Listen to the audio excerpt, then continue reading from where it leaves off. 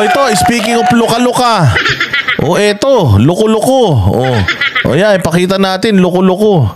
Utay na, meron na naman bago na kaso. Ito si Senator Bongo na isinampa.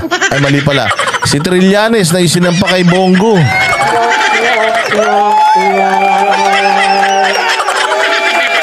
Pakinggan natin itong issue na to. Alam mo to si Trillanes, wala talaga tong wala ka talagang kadala-dala.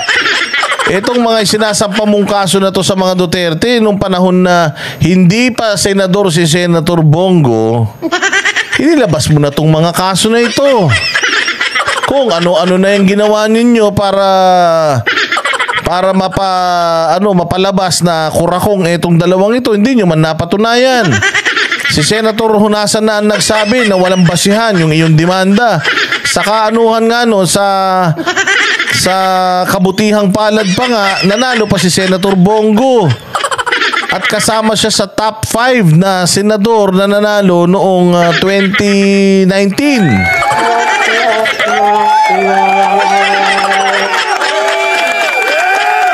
So kung talagang Senator Trillanes, kung may katotohanan niyang mga sinasabi mo, bakit binoto pa rin siya ng tao, ikaw hindi? Simula nung natalo ka nung nakaraan sa senador, hindi ka na nanalong muli. Samantalang ito si Bato, hanggang ngayon, kahit hanggang sa susunod na election 2025, sigurado ako, pasok pa rin to sa top 5.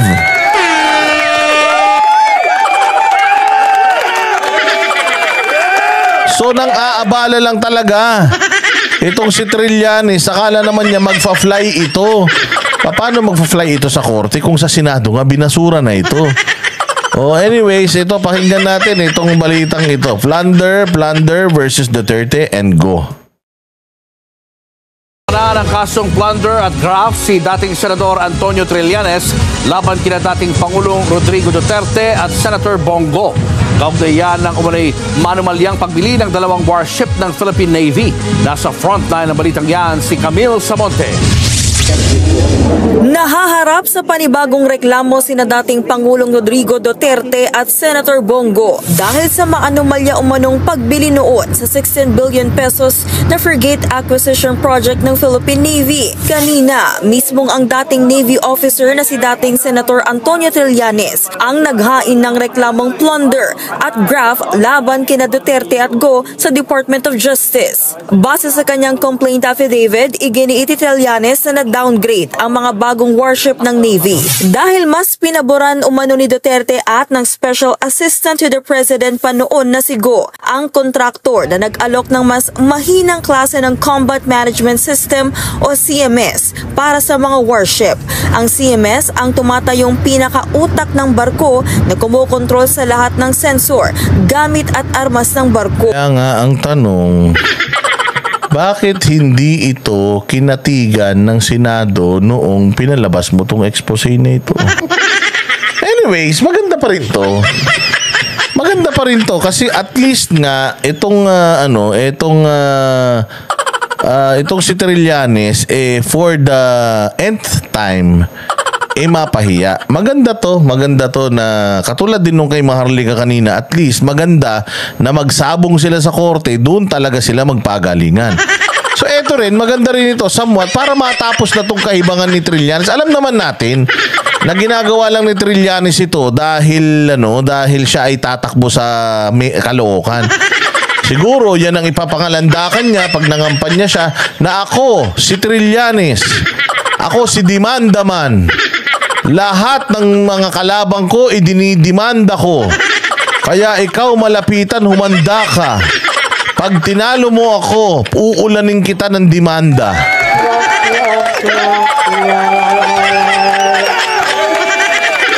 Alam mo talaga pag basurero, ganyan eh. Pag basurero, ganyan. Ang ginagawa, nire-recycle lang ng nire-recycle yung basura niya. Hindi ito nag-fly noon, mas lalong hindi ito magfa-fly ngayon.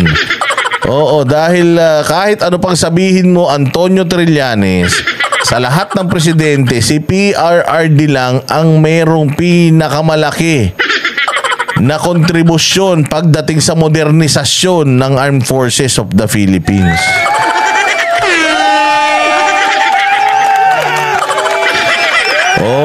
Itong si Boy Demanda, basta lang sabi ko nga sa inyo, darating ang panahon, sisingilin itong mga hayop na ito sa mga kahayupan na ginagawa nila. At pagdating nung panahon na yon, maaalala nila lahat ng mga kahayupang ginawa nila sa buhay nila. Itodo mo na, Tililing. Baka may naitatago ka pang kaso dyan para kay PRD. Ikaso mo na. Oo, dahil baka sa sobrang focus mo sa mga Duterte, baka atakihin ka sa puso. Acquisition project noon, 2 modernong barkong pandigma ang in-order ng Navy. 2 kumpanya ang naglaban sa ilalagay na CMS dito. Ang Thales System ng France at Hanwha Systems ng Korea na pinili mismo ng gagawa sa mga barko na Hyundai Heavy Industries. Ayon kay Trillanes, Thales ang nakapag-comply sa requirements at nanalo sa bidding. Pero pinilit umano ni na Duterte at Go ang Navy na piliin ng Hanwha dahil sa umano'y panunuhol. In this particular case, si Bongo at si Duterte ay pinili. Alam mo, Trillanes, ang ina, kaysa hinahabol mo yung katarantaduan na kaso na yan, bakit hindi mo habulin yung 1.4 billion per day na flood control project?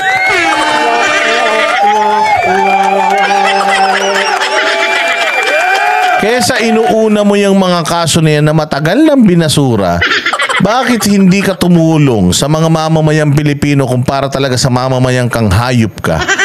Bakit hindi ka tumulong sa mamamayan para labanan itong korupsyon ngayon sa Pilipinas? So yung korupsyon dati, ano ka? Yung korupsyon dati, ikaw ay kung totoo to yung korupsyon dati apektado ka, pero yung korupsyon ngayon wala kang sinasabi. Wala kang comment, PhilHealth, ninanakaw yung pera doon. Wala kang comment, 1.5 billion, 1.4 billion per day na flood control project. Hindi ka nagtataka na yung Maharlika Funds mula nung nag-open yun hanggang ngayon wala na tayo narinig doon.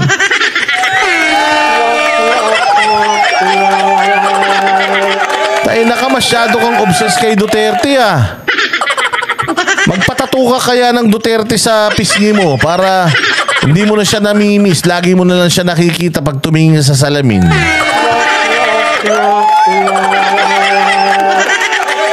Trillanes, sinusuka ka na ng lahat Sinuka ka ng Dilawan, sinuka ka ng Pulahan, sinuka ka ng Congress, tinawag ka na pambansang Marites.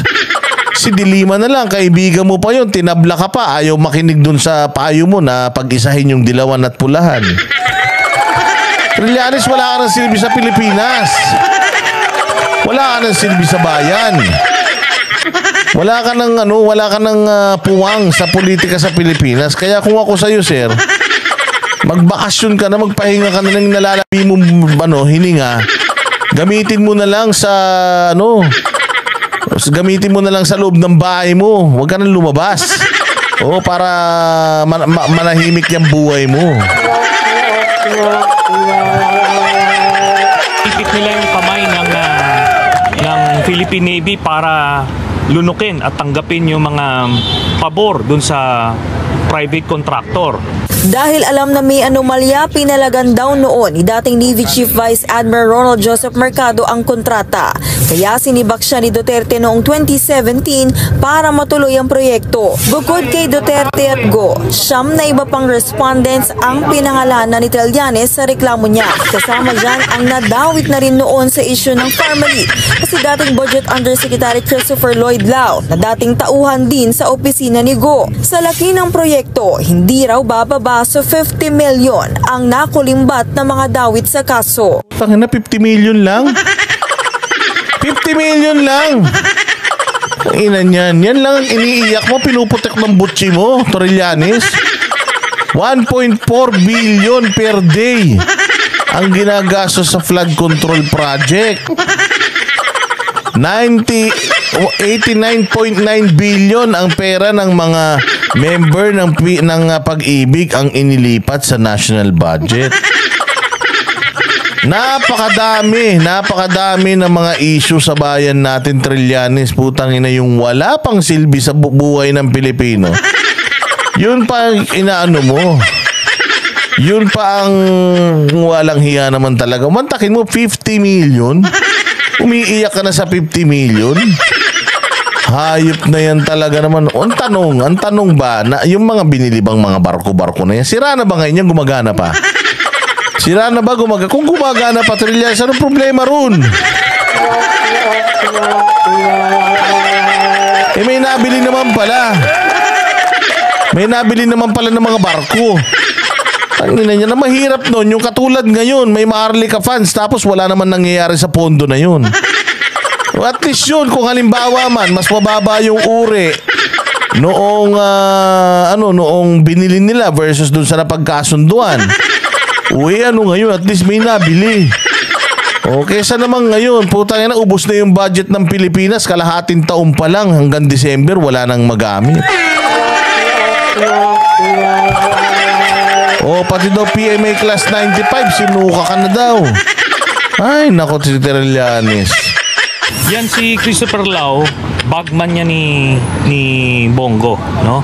At siya ang unang humarap dun sa mga galing talaga ni Boy Chismis, no? Tayo na, meron talaga siyang mga kwentong nabubuo sa utak niya. Trillanes, anong August na ngayon, ah. Sabi mo nung nakaraan, July, June, darating yung ICC, hanggang ngayon wala pa. Tayo na, Trillanes, para kasi Boying Rimulya, lahat ng sinabi mo walang tumama. Navy officers at tinutulak yun nga yung proposal nung private contractor para baguhin yung mga equipment. Si Bongo naman, bagman ni Duterte. Kaya magkakadugtong ang bitukan yan. Sa isang pahayag, sinabi ni Senator Go na luma at paulit-ulit na lang ang akusasyon sa kanya. Malinaw raw na pamumulitika ito para siraan siya at si dating Pangulong Duterte. Gayunman, mabuti na rin daw na naghain ng reklamo si Trillanes para matuldukan ang issue. Nagbabalita mula sa Frontline, Camille Samonte. Di ba? Let's go. Ayun na nga, so walang hiya kasi ito si Trillanes, salot talaga to sa bayan eh.